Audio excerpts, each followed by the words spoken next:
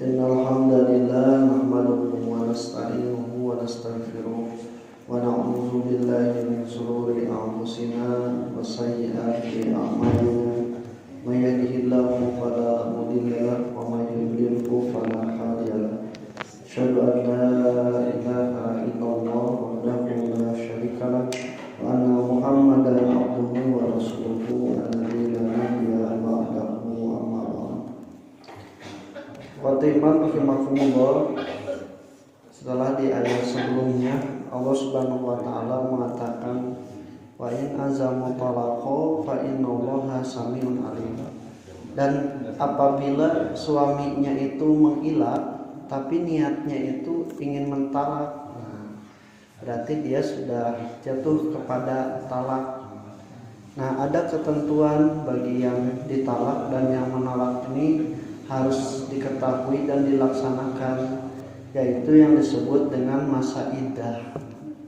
Al-iddatu itu artinya menghitung, seperti ketika orang yang sakit atau orang yang safar tidak saum, maka dia harus menghitung fa'iddatun min ayamin ukhra, menghitung hari-hari di mana dia harus mengganti. Nah, iddah itu adalah hari-hari di mana seorang perempuan menghitung supaya dia bisa menikah lagi dengan laki-laki yang lain. Dan untuk laki-laki menghitung bagaimana seorang istri yang ditalaknya itu sebelum boleh dinikah oleh laki-laki lain. Nah, iddah ini ketentuannya berbeda-beda tergantung kondisi perempuannya, karena ada yang ditalak, ada yang ditinggal wafat, kemudian ada yang dalam keadaan hamil, ada yang belum hamil atau sudah tidak hamil. Itu semuanya berbeda-beda. Nah, di sini adalah iddah perempuan yang ditalak oleh suaminya. Talak itu haknya suami, sebagaimana akad itu yang mengatakan adalah suami. Nah, kalau talak itu membuka ikatan yang secara keras. Nanti untuk perempuan ada yang disebut dengan hulu.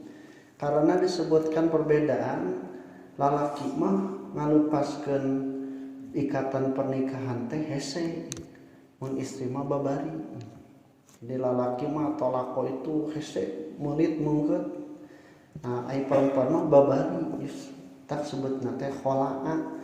Khola'a mah siga ngalaan baju, babari gitu. Ai tolako mah membuka ikatan. Karena bagi seorang laki-laki itu ketika mentalak itu harus tahu kewajibannya. Satu, dia harus memberi nafkah selama masa iddah. Jadi kalau misalnya yang iddahnya 3 bulan, ya 3 bulan. Kemudian juga dia tidak boleh keluar dari rumah suaminya, kecuali kalau dikedapati dia serong berzina, nah itu mah boleh diusir dari rumah suaminya. Tapi kalau tidak ada, dia harus tetap di rumahnya selama 3 bulan sampai masa iddah habis, dan melakukan kewajiban apapun dengan suaminya itu kecuali berhubungan suami istri, karena kalau berhubungan suami istri rujuk, dan itu yang diharapkan. Nah, disebutkan di sini mutalaqatu itu ya tarabasna bi anfusihinna salah satu quru. Masa iddahnya itu menunggu 3 quru. Nah, kalimat qara'a itu ini disebut dengan lafaz yang mustarok. Dalam satu lafaz mempunyai beberapa makna. Bahkan ada yang menyamakan dengan qara'a itu membaca, karena memang qara'a itu artinya mengumpulkan satu huruf dengan satu huruf kemudian dibaca. Nah, disebutnya teh qara'a. Quru juga ini dari arti bergabung. Nah, disebutkan kata para ulama ada 2 pengertian. Ada yang disebut dengan haid, ada yang disebut dengan bersih dari haid. Ini konsekuensinya akan lama, akan berbeda. Lamian ku haid, lamian ku bersih. Tuh, apa ibu mah. Kieu pangetangannya bisi bapak mangetangkeun istri nu dicerai atawa ngetang istri nu diceraina teh nyalira. Nah, lamun istri ditalak haid, misalnya haidnya itu tanggal 5 Januari, Berarti kalau 3 kali haid itu 5 Januari haidnya 5 Februari, kemudian 5 Maret. Tekenging gitu anu kayak gimana tadi eta. Karena tidak boleh mentalak ketika sedang haid. Nah itu di eta. Mun 5 Januari haidnya mah teu di eta. Dia kalau mau mentalak harus selesai dulu haidnya. Misalnya di 12 Januari 7 harinya. Jadi 12 Januari baru bisa mentalak. Nah, haid pertamanya 12 Februari, haid kedua 12 Maret, haid ketiga 12 April. Lamanya 30, 90 hari. Tapi kalau bersihnya misalnya tadi kaping seberat nih, kaping 12 bersih kan. 12 Januari itu bersih. Mungkin bersih daerah 12 Februari plus 2 tanya bersih ke 1, bersih kedua Februari, 12 Maret bersih ketiga. Nah itu sudah boleh menikah dengan yang lain, habis masa idah. Jadi di tanggal 12 Januari, 12 Februari, 12 Maret, tadi mah 12 April ya, tadi perlu nambahan jeung masa haid. Nah ini perbedaannya lebih cepat daripada kalau idahnya itu disebutkan berdasarkan haid, tapi ini berdasarkan bersih. Para ulama itu memang berbeda. Seperti Siti Aisyah mengatakan ketika ditanya itu haidnya itu masa idahnya itu adalah ketika bersih, sedangkan Umar mengatakan bahwa ketika haid. Nah ini berbeda. Maka para ulama perbedaan pendapat ini saya lebih cenderung kepada yang disebut dengan quru itu adalah bersih, karena ini lebih ringan bagi istri yang ditalak, juga lebih perhatian kepada suami yang menceraikan. Karena yang pokoknya itu adalah bersihnya kandungan. Saidah itu al-istibro'nya, tidak ada janin yang ada di dalam perut istrinya ketika dia hamil. Karena yang hamil boleh dicerai, ditalak. Nah kemudian wala yahilu lahunna an yaktumna ma khalaqallahu fi arhamhinna. Tidak halal bagi istri yang ditalak itu menyembunyikan janin yang Allah Subhanahu wa taala ciptakan di dalam perutnya.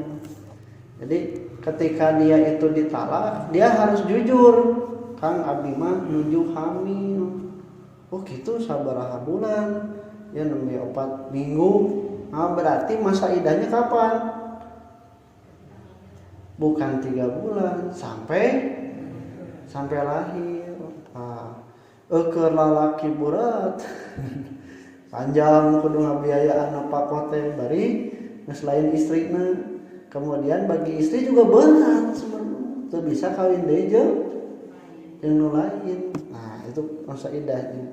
Tah daripada kitu lila kadang ada perempuan bimut teu nuju bersih mah teu aya nyebutkeun anak teh, padahal mah nuju haid da alim idahna panjang, maka dia itu tidak diperbolehkan, haram. Maka bapak-bapak lamun mentalak istrina tah aya mah tos canggih pasihan tes spek. Lamun misalnya teu tes spek can kabidan untuk meyakinkan bahwa tidak ada janin di dalam perut istri yang ditalak.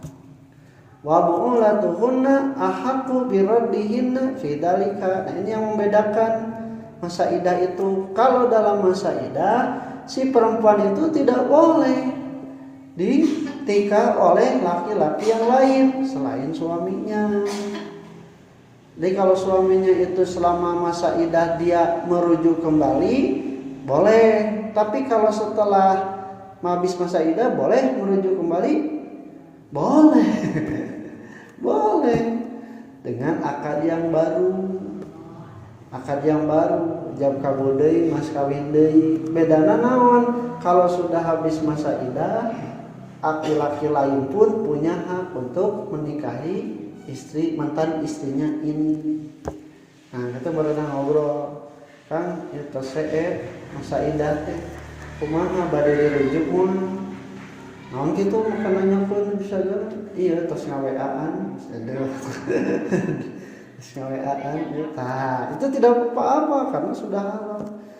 Boleh tidak boleh itu menikahi meminang. Tapi kalau nyindiran dengan pinangan boleh teh. Jadi karek ditalak dua poe nih mana teh jeung si AA terus ditalak tong hariwan tong hariwan tah lamun kitu teh tong hariwan insyaallah engke aya gantina nah eta teh menyindir untuk meminang diperbolehkan nu teu meunang mah memastikan tong hariwan engke AA mayeudeun tan kitu teu meunang haram itu dalam perempuan yang masih masa iddah. Nah itu tidak boleh kalau masa iddahnya belum selesai. Nah kalau sudah selesai maka itu diperbolehkan laki-laki yang lain. Nah warir rijali alaihinna darajat, dan laki-laki lah atas perempuan itu mempunyai kelebihan atau derajat.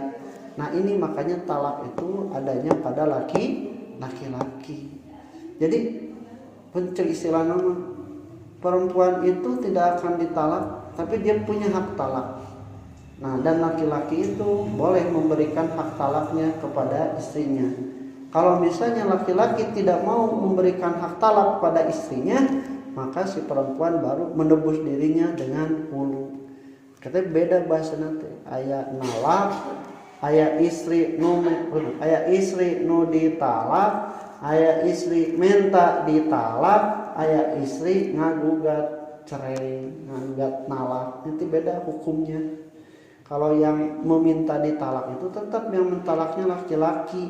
Laki-laki wajib memberi mut'ah, memberi nafkah selama masa iddah. Tapi kalau hulu, gugat cerai, perempuan ceraikan, dia itu memberikan mas kawin supaya dilepaskan dari ikatan suami. Suami itu bisa hukumah dengan tidak mendapatkan mut'ah dan juga nafkah selama masa iddah. Tadi salah keunjukkan aku qouli hadza wa astaghfirullah li wa lakum. Assalamualaikum warahmatullahi wabarakatuh.